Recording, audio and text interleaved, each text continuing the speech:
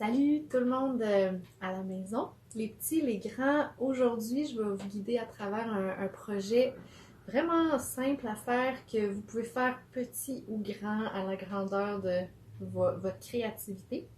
Je vais vous guider à travers la fabrication d'une petite tapisserie tissée avec toutes sortes de matériel que tu vas trouver à la maison, dans la nature, autour de toi. Et c'est un tissage qui est fait celui-ci avec de la laine et des plantes que moi j'ai séchées. Mais vous allez voir, vous pouvez prendre toutes sortes de choses. Alors, pour se préparer, premièrement, tu as besoin de trouver un cadre, la grandeur que tu veux, petit, grand, ça va déterminer la grandeur de ton projet. Fait qu'un vieux cadre de photos, de peinture, ça fonctionne. Tu vas avoir besoin de matière pour tisser. Pour monter la chaîne et la trame, tu peux utiliser de la laine de toutes sortes de couleurs. Tu peux utiliser des bandelettes de tissu. Les bandelettes de tissu pour ce genre de projet-là, environ 2 cm de large. Tu peux même utiliser des bouts de sacs en plastique récupérés. Et tu peux t'amuser avec des plantes. En ce moment, j'ai des branches de saule avec les petits minous. Ils sont vraiment merveilleux. Il y en a plein dans les fossés. Moi, j'ai séché l'année passée des brins d'orge, de la fenouil. Si tu n'as pas accès à des plantes à l'extérieur, j'ai même coupé une feuille d'une plante de maison. Coupez-la pas toute, elle va pas aimer ça. Mais quelques feuilles, ça devrait être correct. Puis si vous n'avez pas de plantes, vous pouvez simplement utiliser du matériel ou de la laine, des fils, c'est parfait. Une paire de ciseaux, sécateur si tu travailles plus avec des branches, une règle, ça peut toujours être utile pour mesurer. Et c'est tout ce que tu as besoin. Et dans le fond, je vais vous guider vers la première étape qui consiste en monter ce qu'on appelle la chaîne. La chaîne, c'est la partie dans laquelle on tisse le fil. Un tissage, c'est vraiment d'amener notre trame, qui est par exemple un matériel ou de la laine, et de venir le passer devant, derrière, devant, derrière. Mais la première chose qu'on a à faire, c'est un peu notre tableau de base, la chaîne qu'on va monter. Je vais vous montrer comment on fait ça. Alors, moi, sur mon cadre, je me suis mis des petites coches ou des petites lignes pour m'aider à distancer mes fils d'une distance égale. Ici, j'ai fait ça à environ 2 cm. J'irai pas moins que ça, mais ça peut être plus que ça.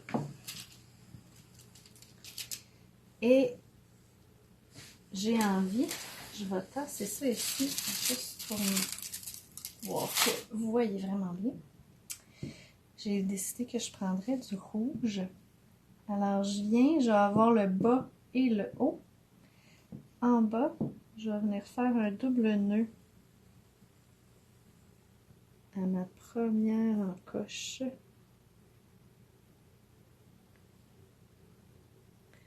Simplement un double nœud très simple, solide. Le fil de ta trame, de ta chaîne, pardon, que tu utilises, tu veux que ce soit quand même solide, là. Pas une petite laine qui se casse facilement, parce que c'est ça qui va porter toute la tension de ton projet. Et là, tu vas venir simplement commencer par le devant, passer derrière et t'en aller à l'autre coche du bas. Puis moi, je sais pas si vous voyez là avec les doigts, je tiens une tension. Tu veux pas tirer trop fort, mais tu veux maintenir une tension. Fait que du bas vers le haut. Du bas en haut, la face de devant. Je passe dans la face de derrière. Et je viens à l'autre encoche. Et on continue comme ça. Tout le long. En maintenant une bonne tension. Jusqu'à temps que tu aies fait toute la largeur de ton cadre. Là, j'ai pris un cadre moyen. Vous pourriez prendre un tout petit cadre, faire un mini tissage si vous voulez commencer par un projet moins long. Ou un cadre vraiment plus grand, puis faire quelque chose d'une autre grandeur. On continue. Petite balle qui se mêle. Comme ça. Ici, on va ramener dans la bonne couche. Ah, vous voyez, ça peut vous arriver à la maison aussi. Le fil, il casse. Pas de panique. Je viens juste joindre les bouts, refaire un nœud simple, un petit bouc, attendez, comme ça. Je vais prendre les ciseaux puis je vais juste couper ceci. Puis là, je reviens, là, ça a pris peut-être un peu de louche, je reviens faire ma tension au bas. Et là, je continue comme ça. Jusqu'à temps que j'arrive à la largeur voulue. Alors ici, je termine en haut. Quand j'arrive en haut, je me coupe en me laissant un petit lousse pour pouvoir faire mon nœud. Je viens entourer ici. Et je vais venir faire un double nœud tout en m'assurant de ne pas perdre la tension. Fait qu'ici, un double nœud.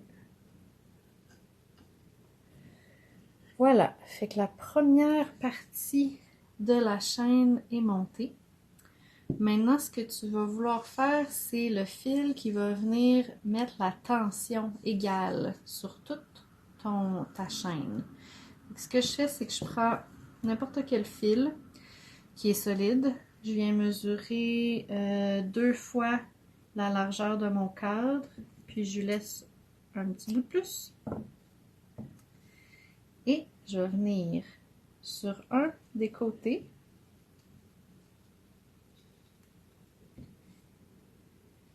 Faire un double nœud. Tout comme ça. Et comme ça. Et là, je ne sais pas si vous voyez ici, il y a un espace qui se crée entre les fils de derrière et les fils de devant. Je vais venir passer mon fil au centre, juste entre les fils de devant et les fils de derrière. Je me rends à l'autre bout. Et là, je crée une petite tension. Je viens faire 2 tours, à peu près. 3, let's go. Puis, l'autre passage, je vais revenir. Et là, ce que je veux faire, c'est je veux aller amener les fils qui étaient derrière devant. Donc ici, je vais venir, vous voyez, il y a toujours les fils derrière, les fils devant.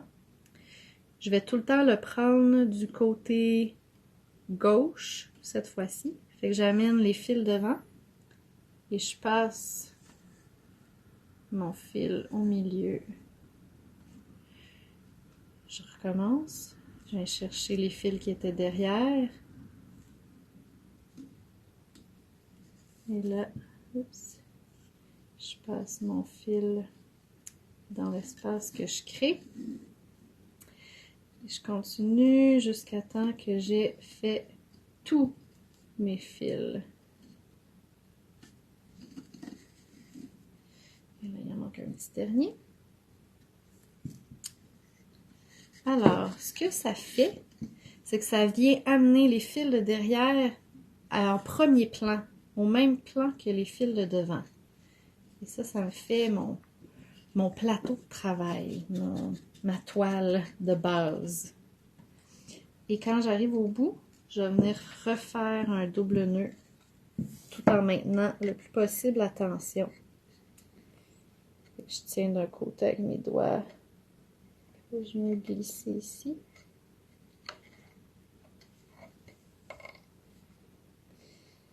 Et là,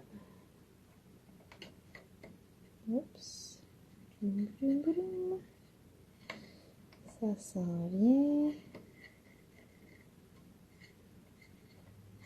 Et voilà. Fait qu'ici, maintenant, ça c'est l'occasion pour venir juste distancer chacun de mes fils à peu près à la même distance. Comme ça. Et voilà. Fait que maintenant, tu as ta chaîne de montée et tu vas être prêt à faire le tissage. Une fois que vous avez eu le temps là, de monter votre cadre, votre chaîne, on est rendu à la partie la plus excitante de monter la trame. Moi, je suggère de commencer les premiers rangs de tissage soit avec du tissu ou de la laine avant de commencer à intégrer d'autres matières, des plantes par exemple. Alors, puis vous pouvez changer autant de fois que vous voulez de matière le long de votre tissage. Ici, j'ai mesuré une bande un peu plus que 2 fois, ça répète juste 2 fois, c'est parfait, parce que je veux faire au moins 2 passages avec la couleur turquoise. Alors, premièrement, je vais passer mon fil, ici, ma bande turquoise, dans l'espace entre les fils devant et derrière. Et je laisse un petit bout dépasser, pas plus. Puis là, je viens tasser ça. Mes doigts deviennent l'outil qu'on appelle en tissage le peigne. Alors, à chaque fois qu'on passe, on a un fil, on a la chance de le tasser plus. Plus que ça va être serré, plus que c'est solide. Et là, quand je viens de l'autre côté, mon deuxième passage, maintenant, là, vous voyez peut-être juste ce que je fais, c'est qu'à chaque fois, je peux remettre mes fils à peu près à la même distance pour qu'ils gardent leur forme. Là, je vais venir passer mon fil, mais là, je veux que les fils qui étaient derrière deviennent devant. Fait que je commence, j'en prends les 3 premiers derrière, je viens passer mon fil. Là, j'en saute un, lui il est devant, lui il est derrière, je viens de l'attraper. Moi, j'en prends 3 à la fois, mais ça, c'est à vous de trouver la façon dont vous allez être confortable. Je continue comme ça. Et...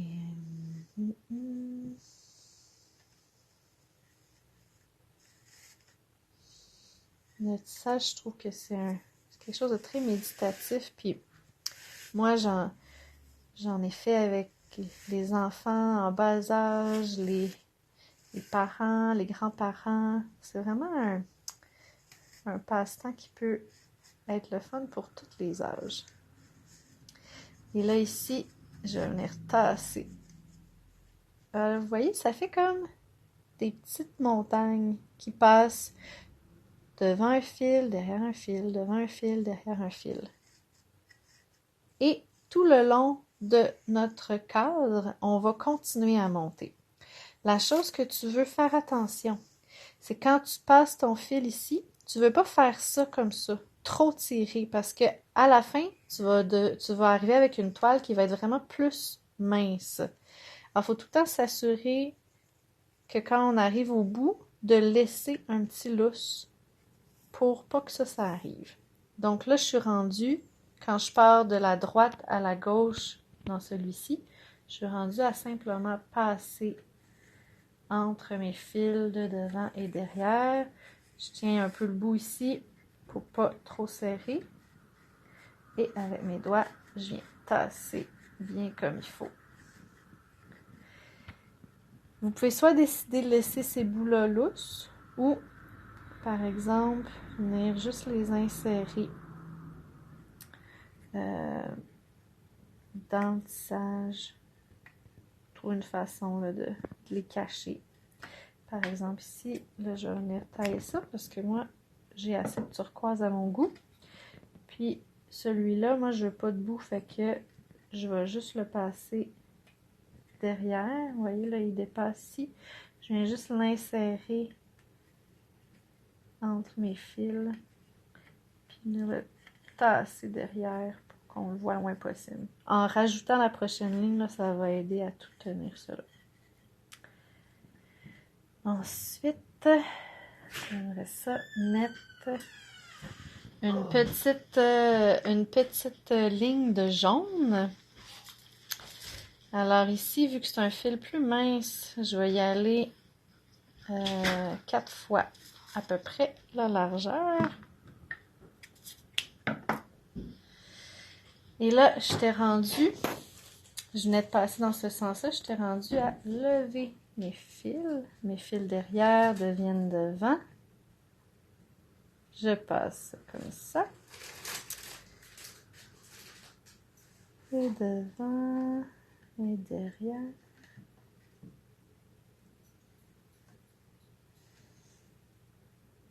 Et là, on continue. Vous avez sûrement déjà compris comment ça fonctionne. En fait, c'est vraiment simple parce que tout le long, on continue comme ça. Peu importe ce que tu vas ajouter. Devant, derrière, pour un aller. On tasse tout le temps bien. Puis quand on fait l'autre passage, on fait juste le contraire. Donc là, je viens passer entre mes fils. Il y a un passage qui prend tout le temps moins de temps que l'autre. Et je m'assure que je viens pas tirer trop. Ici, je laisse un petit lousse. Et puis là, je fais ça. Je pourrais, si je sais que je veux réutiliser du jaune plus tard, je peux laisser mon fil lousse et après aller le chercher. Je vais vous montrer de quoi ça a l'air. Ici, j'aimerais ça rajouter des plantes. Fait que je vais y aller avec les petits minous de saule. Alors, le saule, quand tu insères ta branche, moi, je veux pas que mes minous s'arrachent, fait que je vais y aller dans ce sens-là. Parce que si je vais comme ça, ils risquent de partir. Fait que je vais venir soulever un brin sur deux. Comme ça. Oups, derrière. Ah, attendez. Non, je me suis trompée. C'est le contraire. Je veux celui-là en avant. Okay. On peut toujours se revérifier pour être sûr qu'on est rendu à la bonne place. Et réellement, l'idée, c'est de s'amuser. Si on fait une petite erreur, on continue. Ça n'a pas besoin d'être parfait. La beauté dans l'imperfection, c'est une des choses que j'aime me dire. Fait que là, j'y vais quand même doucement parce que j'ai des minous qui sont plus fragiles. Fait que là, avec ça, là, je vais un petit peu en twistant. Puis là, je peux décider que j'en veux un qui sort. Puis là, en les baissant, tu vas y aller doucement aussi pour pas qu'ils s'arrachent. Là, voilà. Ça, c'est une branche de nid. Je viens tailler. Et là, tu peux avoir du plaisir, laisser ça long ou laisser ça plus court. Oups, mes sécateurs fonctionnent moins bien. Puis moi, j'aimerais ça avoir 2 branches de saule. Fait que je vais aller, parce que je veux que les petits minous s'arrêtent là, à place de les passer tout le long comme ça, ben je vais commencer de l'autre côté. Puis là, c'est facile, c'est dans l'espace qui est créé ici. Je viens les amener et je m'arrête. Où est-ce que j'aimerais que ça s'arrête? Par exemple, ici. Et là, on tasse bien ça.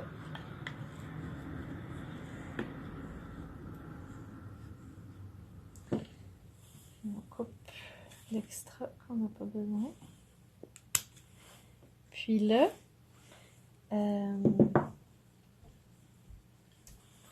et voilà. Et on continue comme ça en ajoutant. Ça pourrait être totalement juste des plantes, le reste, puis finir avec une petite bande. Je conseille tout le temps de commencer puis de finir avec au moins un tissu puis de la laine. Mais après ça, c'est vraiment votre créativité de vous amuser. Voilà. Alors, maintenant, je vais vous montrer comment faire la finition. Ici, vous avez le cadre que j'ai fait dans les derniers jours. Alors, j'ai monté la trame avec différents matériels. Vous pouvez le faire la longueur que vous souhaitez. Quand on est rendu en haut, j'aime bien passer un dernier fil de laine, par exemple, et je vais venir faire des nœuds. Je vais venir faire des nœuds avec 2 cordes à la fois.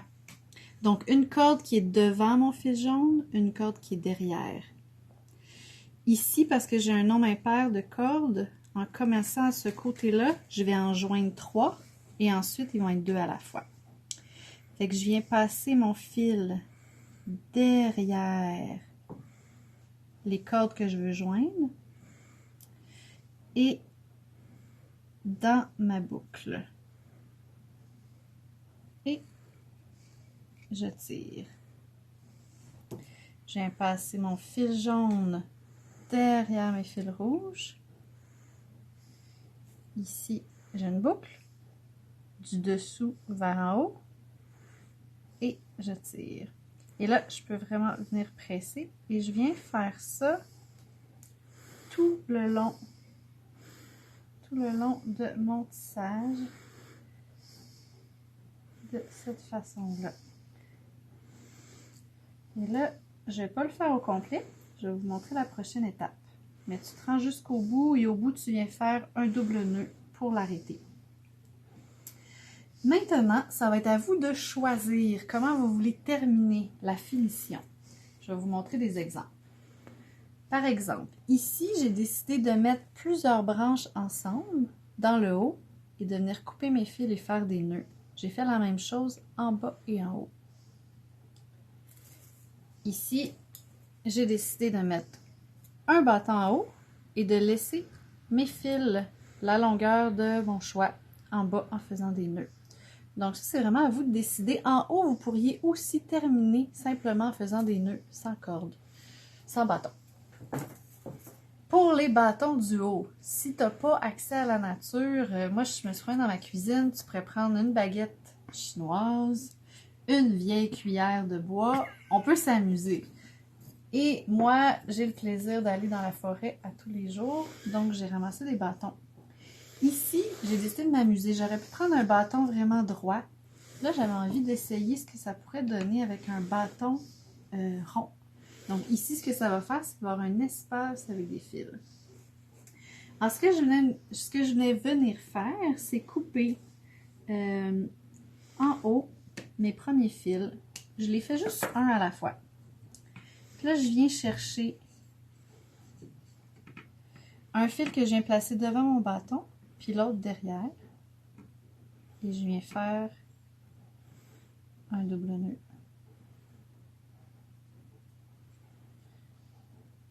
Comme ça. Et là, je vais venir faire un fil à la fois, de cette façon-là. Un fil devant, un fil derrière. Ici, puisque mon bâton ne touchera pas mon tissage, je vais venir prendre mon plus long fil. Je vais venir faire un tour autour de mon bâton. Et je vais venir faire 2 nœuds. Comme ça. De 1. Et de 2. Et là, tu continues comme ça jusqu'à la fin de ton tissage. Ici, à la fin, je vais juste venir toutes les couper, pas trop proche du nœud pour être sûr que ça ne se défait pas. Puis là, on va venir faire notre finition du bas. Au bas ici, j'ai eu envie j'avais une belle branche vraiment plus foncée de saule. Alors, ce que je vais faire, c'est que je vais venir l'insérer dans l'espace qui est créé ici. On l'aide un petit peu. J'étais derrière, ça va aller devant. Et là, je viens l'accoter ici. Et je vais venir faire la même chose. Je vais venir couper un fil à la fois. Et je vais venir faire un double nœud. Et là, tu veux le faire le plus serré possible. Et tu continues tout le long en faisant tes nœuds. En terminant, tu peux décider de laisser des longs bouts ou les couper. Et à la toute fin, tu vas venir juste défaire les derniers nœuds qui sont là, insérer, si tu as des bouts de fil qui sortent, tu peux les réinsérer dans ton tissage. Et voilà, c'est aussi simple que ça. J'espère que vous avez eu du plaisir et que ça vous inspirera à faire des créations merveilleuses à la maison. Merci, au revoir.